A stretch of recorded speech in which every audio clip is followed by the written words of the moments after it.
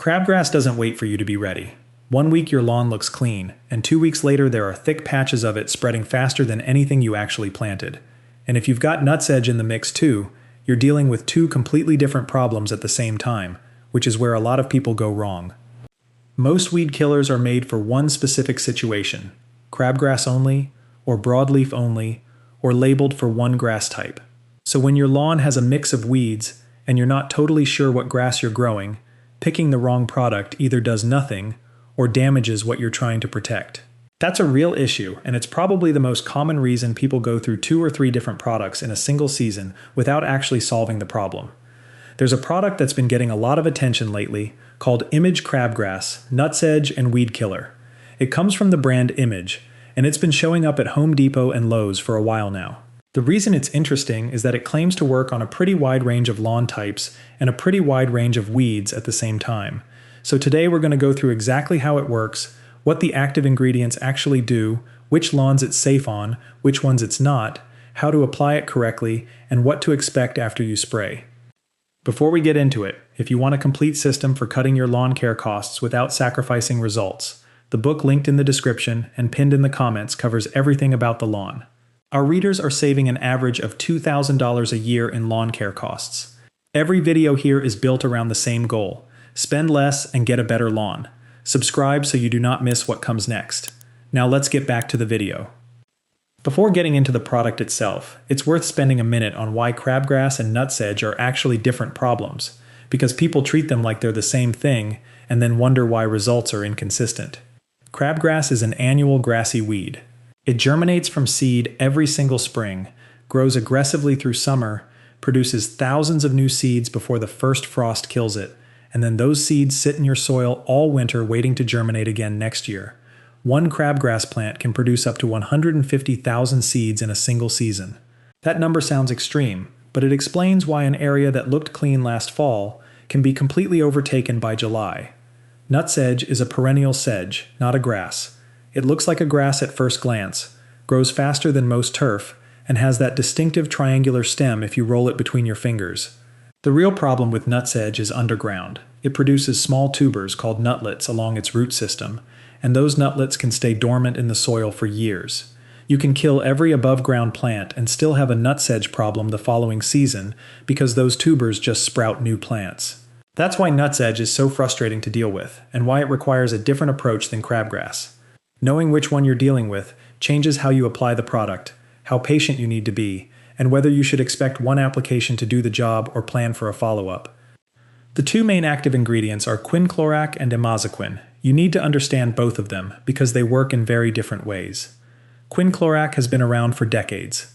It was originally developed for rice paddies to kill grassy weeds, and it eventually made its way into lawn care. It works primarily through contact with the foliage, meaning the plant has to absorb it through its leaves and stems. Once it gets in, it interferes with cell wall production in the plant, and grassy weeds like crabgrass start breaking down within a few days. You'll see yellowing first, then browning, then the plant dies from the outside in. Imazaquin is different. It's a soil-active herbicide, which means it gets absorbed through the roots. Nutsedge and certain broadleaf weeds pull it up from the soil, and it disrupts their ability to produce certain enzymes the plant needs to survive. The soil activity is also why it takes longer to see results on some of these weeds. Crabgrass starts responding in 24 to 48 hours.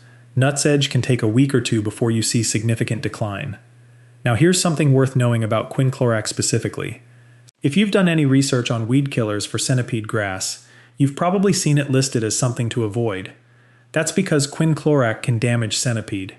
So when you first read the label on this Image product and see quinclorac in the ingredients, it's easy to assume you can't use it on centipede.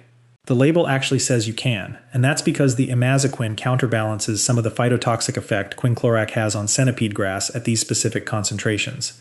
It's a formulated balance. That said, you still want to be careful with centipede. Don't apply this in extreme heat, don't apply it when your centipede is stressed from drought, and do a small test area before you treat a large section. Let's be specific here because this is where people get confused. Safe to use on Bermuda, zoysia, centipede, St. Augustine, tall fescue, Kentucky bluegrass, perennial ryegrass, fine fescue, and most other common cool and warm season grasses. Do not use on Bahia grass and dichondra. The label also has a few specialty turf restrictions, so always read it before you spray something unfamiliar. St. Augustine can also show some sensitivity depending on growth stage and application conditions, so err on the side of caution there and avoid spraying it during peak summer stress. The reason this product works across so many grass types comes down to how grasses metabolize these two herbicides differently than the weeds do. Established turf grasses have natural enzyme pathways that break down quinclorac and imazaquin before they cause significant damage. The weeds don't have the same defense, so the chemicals accumulate in them and do their job. It's a selectivity window, and the formulation is designed to stay within that window for most common lawn grasses. One thing worth adding here: newly seeded areas are a different story. Even on grasses listed as safe, seedlings are far more sensitive than established turf. If you've recently overseeded or patched an area, wait until the new grass has been mowed at least 3 times before applying any post-emergent herbicide. Applying it too early can set back germination or damage young seedlings even on tolerant grass species. Crabgrass has a waxy cuticle on the surface of its leaves.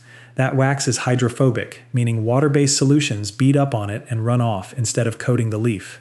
If you spray a water-based herbicide on crabgrass and it just rolls off, you're not getting the foliar absorption you need for quinclorac to work. This is a real limitation with ready-to-spray products because they're water-based and often don't have enough surfactant to overcome that waxy surface. A surfactant is a chemical that reduces surface tension, basically making the spray stick and spread across the leaf instead of beating up. What you can do is add a non-ionic surfactant to the sprayer before you use it. 2 tablespoons per gallon is a standard starting rate for most surfactants.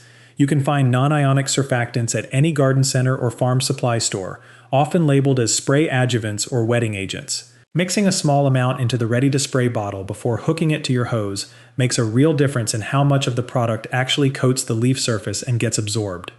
Without a surfactant, especially on heavy crabgrass infestations, you're probably getting 60% of the potential effectiveness. With one, you're giving the quinclorac the best possible contact with the plant.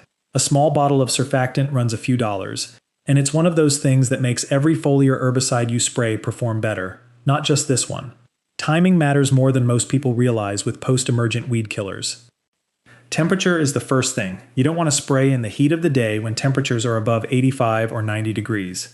High heat increases the chance of the herbicide volatilizing, meaning it evaporates off the leaf before it gets absorbed, and it also stresses your turf at the same time you're putting a herbicide on it. Early morning or evening application is better. The leaves are slightly more open, and the product has time to penetrate before the heat hits. Rain within 24 hours is a problem.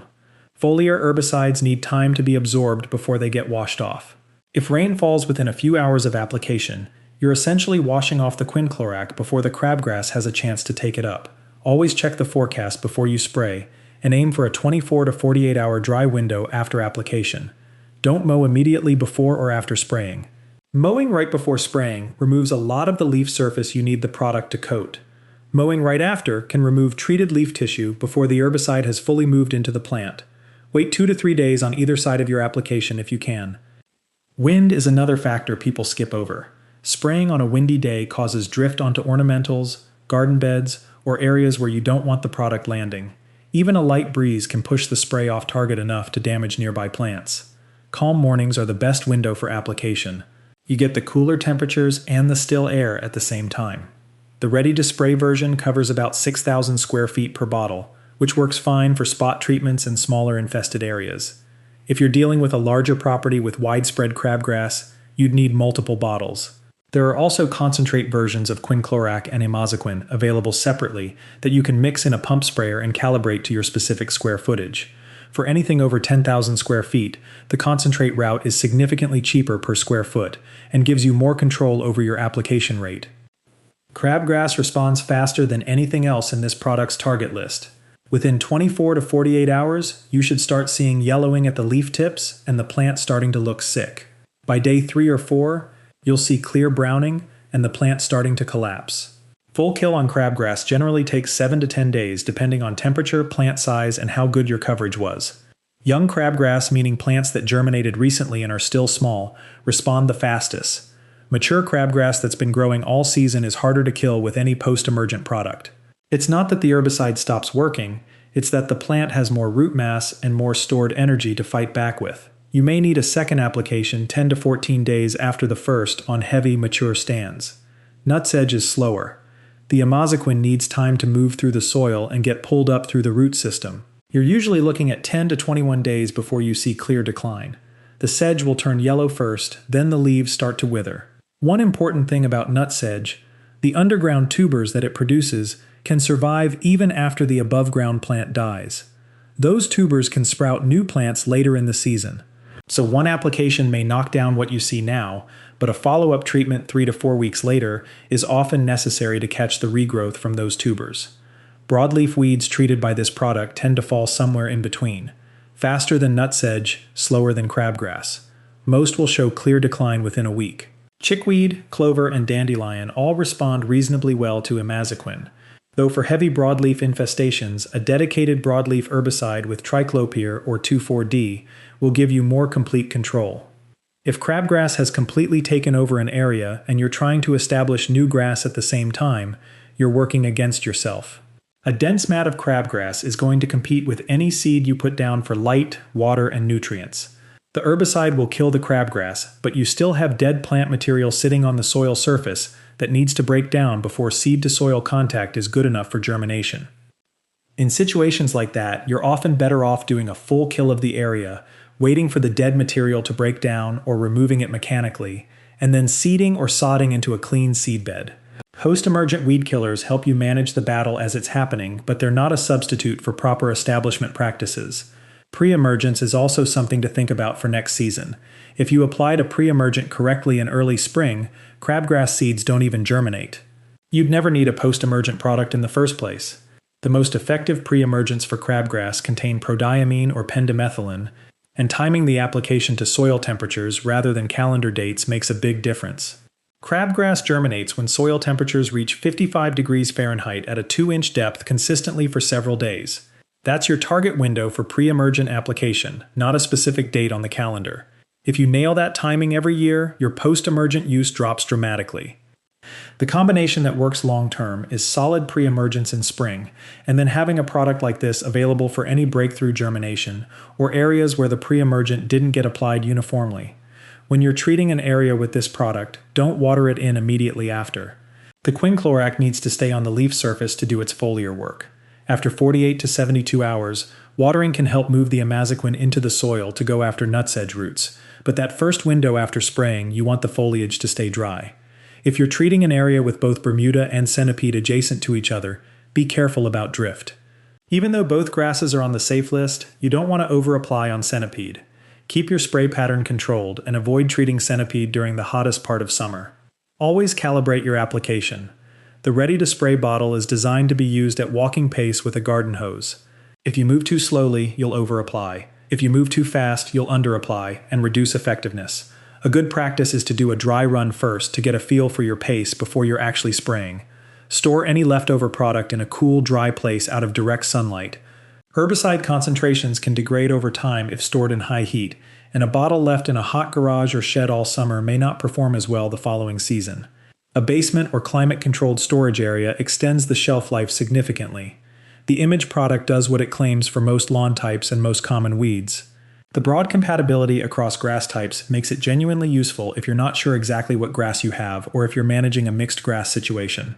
The quinclorac handles the crabgrass fast, the amazoquin handles the nutsedge over time, and the formulation allows centipede to tolerate what would normally be a problem ingredient. The two things to add to make it work better: a surfactant to overcome crabgrass hydrophobicity, and proper timing to keep rain and heat out of the equation. Get those right and you'll see results within 24 to 48 hours on crabgrass, and full clearance on nutsedge within a few weeks. Thank you for watching and do not forget to subscribe.